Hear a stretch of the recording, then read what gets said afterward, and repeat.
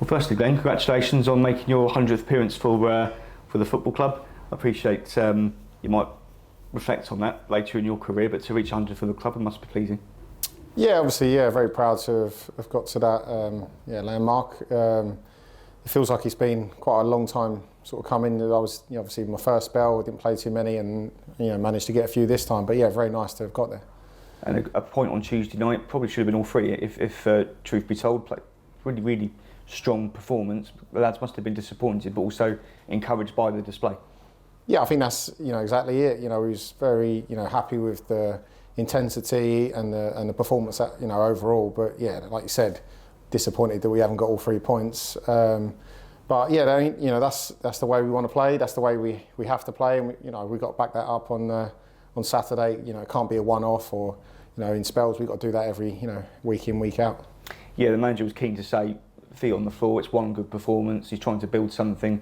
It's now about sustaining that effort over a prolonged period of time. Has that been his message to you? Yeah. From the moment he's come in, he said he wants to be on the front foot and get after teams and stamp our authority on the game. And I think you could really see that on Tuesday. And it was a pleasure to play behind. To be honest, for large spells of it, I felt I was sort of watching it probably the same as you. Behind, trying to encourage, and it was brilliant to see. It's just a shame we couldn't get the win. Absolutely. Well, Glenn, appreciate your time. Matt Cole, Radio Kent. You haven't spent much time on the training ground, I suppose, with the new manager, have you? But an impressive performance on Tuesday. How has that happened? Yeah, I mean, it's messages. We've had meetings. We have done a little bit on the training ground. It's obviously not as much as probably you'd like to do, but you sense that everyone's buying into it, and it's a good feel about. And we just we've got to keep our feet on the ground. We're a long way away from where we want to be, but we're sort of, hopefully it's a step in the right direction. Tell us a bit about Gareth and his assistant, Richard Dobson. Is the messaging very simple at this point? Would you expect that to be in terms of what they want you to concentrate on? Yeah, it's just being positive, really. That's what the message is, to just get on board with it. Don't worry about things. Don't let outside pressures get you, and just get on that football field and put in 100% effort. Encouragement all around, and get after teams. That's a simple message, and you can see it sort of coming to life in the games. We definitely saw it on the pitch on Tuesday. It just makes you wonder almost, how quickly it's possible to turn that sort of psychology around. We're not saying you're world beaters right now, and not that everything's changed, but has the atmosphere changed, lifted at all? I think it has a little bit. Yeah, I think you have to, John, he come in and he steadied the ship, and he done brilliant, and enjoyed working with John. But obviously the gaffer's in now, and he's just, I think maybe not there was shackles on and put a bit of pressure, maybe, I don't know, but he feels like he's trying to get a bit of freedom for players to go out and just relax and go out and just put effort in, encourage, get everybody behind it, and you can sort of see it's there. As you were saying, good to watch as the keeper, it happening in front of you? Yeah, obviously you're in the game, but you're there, and you're just encouraging, you're just having a good view of it, and like I said, it was a pleasure to play behind, especially after going goal behind. It wasn't like heads dropped; it was straight on it. We were still the team on the ascendancy, and second half was we was just camped in their half, and it was just a moment of when we was going to score. It felt like, and luckily Max put the penalty away nicely. And as a keeper, you can play a long way up the pitch when that's happening almost as a sweeper keeper. Is that your sort of preferred role as a goalkeeper? I think I like to play further up and get involved and try and help, and it's a good starting position. Darren's worked with that, and you're just trying to sort of link the play up a bit, and you can start an attack as well. Like I'm a goalkeeper, but you can still start an attack. You're well established, obviously, as Gills number one. At this point, looking towards the last few games of the season, I know you're not mathematically safe, but apart from that, what are your ambitions, I suppose, for the rest of the campaign? Just play all the games if possible, if fit and selected, and just get as many clean sheets and wins as possible. That's what you want. You want to just finish this season really well, and then everyone can go away happy, and we can come back in a good mindset and ready to go again. And Salford Saturday, I know they've been on a bit of a rough run, but the last 3 results have been decent for them. What are you expecting from them? A tough game. It's always going to be a tough game, especially there.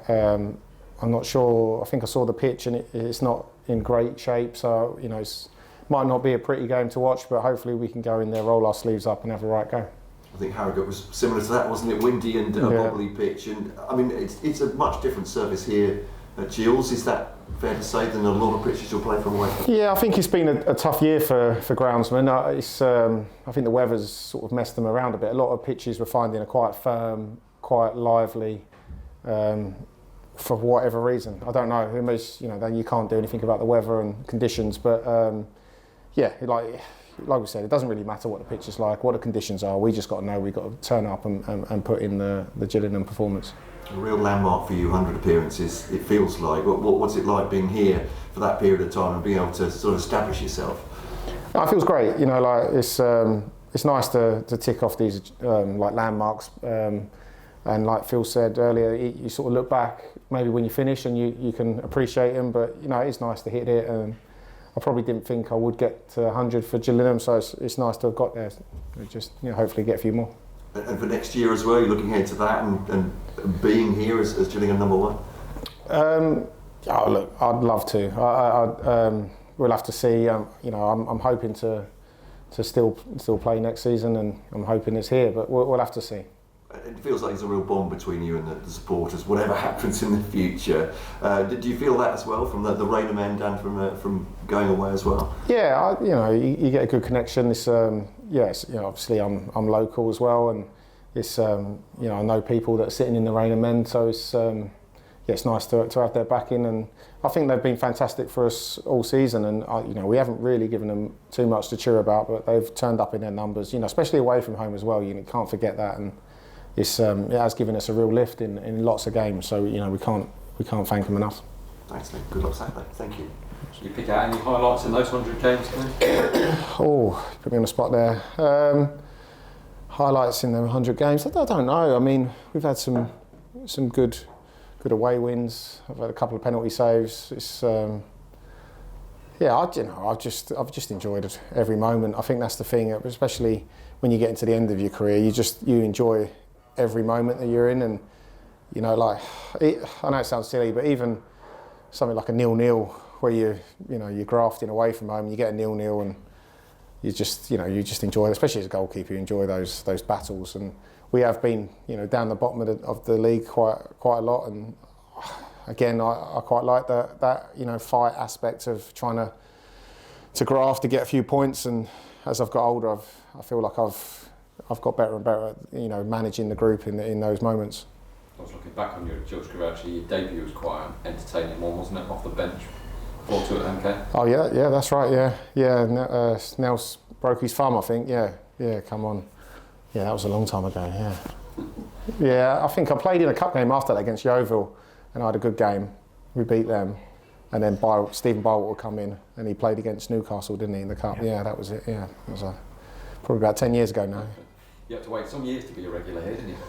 Yeah, I mean, obviously Nels was a great goalie. I mean, what can you do? I mean, he was a club legend, and he's another great person to have worked with, and I enjoyed every moment of working with a lot of goalkeepers. Obviously, Stephen Bywater, another legend of a goalie, fantastic to work with, and this club's been through the years. Have had some great goalkeepers. You look through the record books, it's amazing. Especially I see Jim Stannard the other day, and you're just looking at him, you think his record was.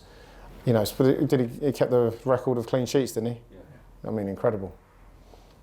I think Gillingham have currently got the record of clean sheets in the season, in the league, but it's might be broken this season. Yeah, with Burnley might break that, but yeah, amazing. Yeah.